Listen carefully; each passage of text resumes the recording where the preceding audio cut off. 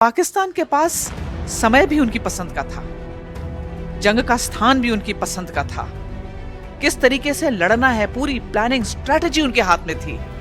लेकिन अंत में जीत किसकी हुई? भारतीय सेना की। तो ये है भारतीय सेना की हिम्मत, हौसला और ट्रेनिंग। मैं कारगिल की लड़ाई में हिस्सा लेने वाली भारत के लॉजिस्टिक्स विंग से पहली महिला अफसर। एक औरत के नाते अगर मैं आपको बताऊं तो ये जंग के मेरे लिए कई और मायने थे।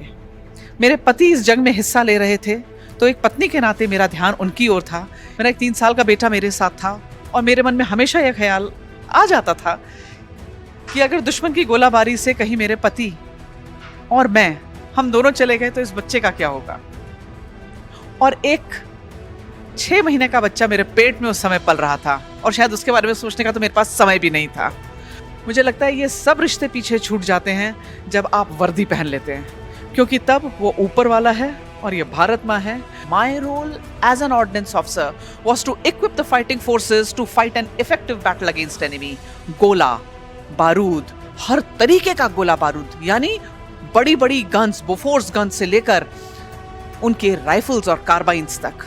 तो एक फौजी तब तक लड़ाई कर सकता है जब तक उसके बंदूक में गोली है और उसके पेट में रोटी है। और यही दोनों चीजों का काम लॉजिस्टिक्स का है। जंग के समय ना सोने का समय था, ना रेस्ट करने का समय था, ना खाना खाने का समय था। मुझे याद है उस दौरान मैं तकरीबन 7 दिन लगातार उन्हीं कपड़ों में अपनी यूनिट के अंदर खड़ी रही। उनके हारे हार है, मन के जीते जीत। ये शरीर, आपका जेंडर, भारतीय सेना के अंदर ये कुछ मैटर नहीं करता। From day 1 you are a leader. From day 1 आप सेम वर्दी पहनते हैं। फ्रॉम डे 1 आपके कंधों में वही स्टार्स लगते हैं।